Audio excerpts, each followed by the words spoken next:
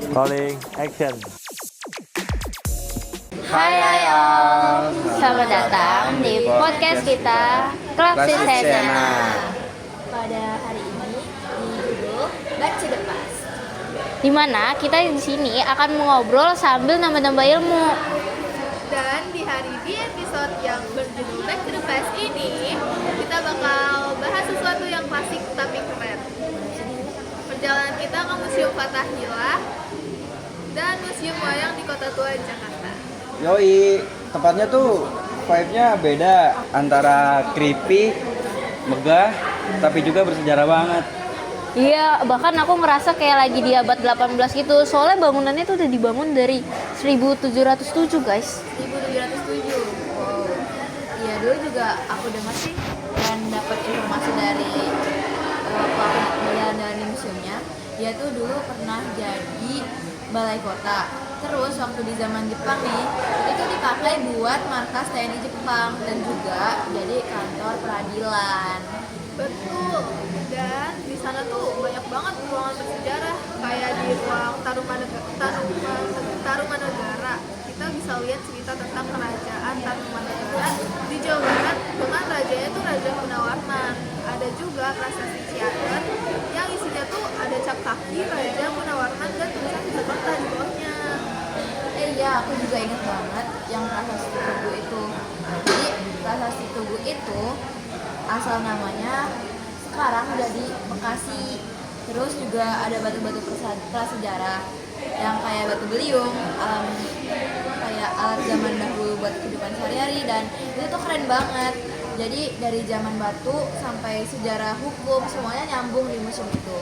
Nah, ngomongin soal hukum nih, kalian ingat gak sih di lantai 2 itu ada 3 lukisan yang ceritain tentang putusan pengadilan zaman dahulu. Oh, yang serem itu kan ada raja yang bikin undang-undang perizinan. Terus kalau melanggar matanya dicongkel. Iya, bahkan pas anaknya melanggar, raja itu rela matanya sampai dicongkel satu-satu. Dark banget, tapi menunjukkan keadilan keras di masa itu. Benar-benar.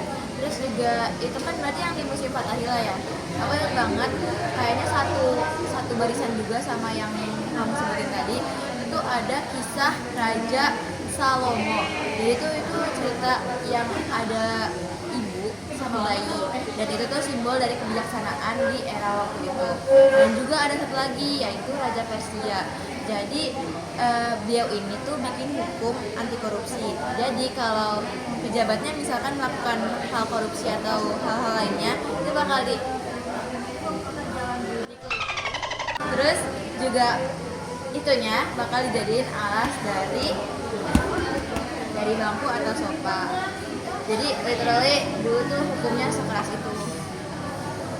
Aku juga tuh paling ingat soal yang di ruangan itu ada lonceng besar yang dulu itu dibunyikan 3 kali sebelum hukuman selesai. Eksekusinya tuh kan jam 7 pagi. Terus pas warga Batavia tuh kan baru mulai aktivitas tuh. Dan biasanya tuh jadi tontonan agak scary sih ya. Tapi itu tuh betul-betul unik pada zaman kolonial. Dan katanya tokoh-tokoh kayak Cut Nyadien dan Pangeran Diponorogo juga sempat ditahan di situ. Jadi suasananya tuh beneran berasa berat gitu ya, penuh cerita perjuangan dan keadilan. Iya benar. Dan juga waktu kita observasi kemarin itu, selain di Museum Fathahillah, kita juga pindah ke Museum Wayang kan ya guys. Dan lokasinya tuh deket gak sih? Deket banget ya. Kayak bener-bener 5 langkah doang. Nah, iya banget, soalnya di Museum Wayang itu tuh auranya beda banget, warna-warni, penuh seni, terus juga tapi tetap deep banget karena makna budaya yang ada itu kaya banget. Benar, apalagi tuh yang paling disorot tuh di sana kan paling jelas kan wayang ya. Nah terus jadi di sana tuh dijelasin wayang tuh macam-macam jenisnya tuh ada apa aja. Jadi waktu di sana tuh dijelasin nih, aku juga jelasin ke kalian ya guys. Jadi wayang itu ada banyak tipenya. Dan yang pertama nih ada wayang kulit. Wayang kulit itu bentuknya 2 dimensi. Terus yang kedua tuh ada wayang golek. Wayang golek itu 3 dimensi. Nah, terus juga masih banyak lagi nih, misalkan ada wayang sungket, terus ada wayang lidi, wayang catur, dan itu bahan dari pembuatannya tuh beda-beda. Jadi estetik banget kalau kalian bayangin itu. Aku paling suka yang bagian wayang sadat dan wayang wahyu. Kalau wayang sadat itu kan dari kata syahadat, dibuat sama Sunan Kalijaga buat media dakwah Islam. Sedangkan kalau wayang wahyu tuh dibuat di Surakarta tahun 1960-an, tapi buat menyebarkan ajaran Kristen. Jadi wayang tuh bukan cuma hiburan, tapi juga media menyebarkan agama. Keren banget konsepnya. Kalau kalian perhatiin tuh ya, wajah wayang itu tuh unik banget kan. Terus katanya tuh sengaja dibuat kayak gitu tuh supaya nggak mirip manusia. Karena kalau misalkan biar gak ada yang tersinggung, apalagi kan banyak cerita ya, banyak cerita. Jadi misal mereka nih tokohnya jadi tokoh antagonis, nah mereka tuh diharapkan gak merasa kalau gitu tuh yang jahat di cerita itu dia. Jadi biar anonim gitu ya. Iya. Dan juga dulu di situ ada banyak banget biasa cerita wayangnya kayak mostly tuh ya dari Sabang sampai Merauke ada. Nah iya tuh aku juga ingat ada cerita Ramayana yang ceritain di museum itu. Kalian masih ingat gak sih? Aku ingat banget, sumpah. That's my literal favorite karena tuh itu ceritain soal Rama Wijaya, Laksamana dan juga Dewi Sinta. Seingat aku tuh intinya dari cerita Sinta itu diculik Rahwana dan si Raja Raksasa dari Alengka. Nah, gitu sih. Terus si Rama itu dibantu sama pasukan kera kayak Hanoman, Anila, Anirman buat nyelamatin si Sinta. Dan endingnya tuh epic banget.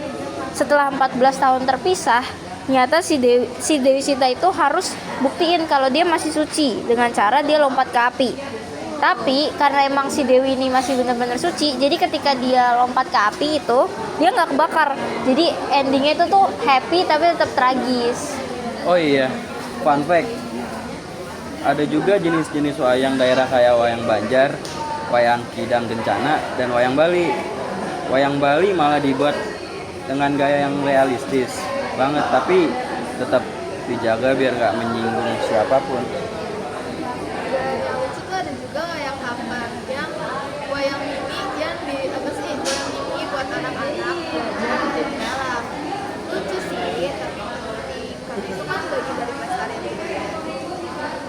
Keren ya, dari satu hari jalan-jalan aja kita dapat banyak pelajaran tentang hukum, sejarah, budaya sampai ke spiritualitas. Iya, kadang kita ngerasa kayak museum cuma tempat tua, padahal tiap orang itu kayak ngomong ataupun nyeritasin tentang moral dan Setuju banget. Dan yang paling keren nih, semua itu masih relevan sama kehidupan kita sehari-hari. Jadi tentang keadilan, kejujuran, bahkan kebijaksanaan. Cuman emang bedanya nih, dulu hukumannya tuh emang sekeras itu, dan kalau sekarang tuh ya istilahnya diperhalus lah ya hukumannya. Iya benar, tapi esensinya tetap sama. Manusia selalu butuh aturan dan seni buat nyari makna hidup. Benar. Dan wayang itu juga bukti nyata gimana budaya Indonesia tuh bisa adaptif. Bisa ngambil cerita dari India, Tiongkok, sampai agama-agama besar lainnya. Tapi tetap punya identitas sendiri. That's the beauty of our culture sih. Oke guys, jadi segitu aja episode chill kita tapi berisi hari ini. Jadi kalau kalian ke kota tua, jangan cuma foto-foto estetik aja ya, tapi diserap juga maknanya. See you guys.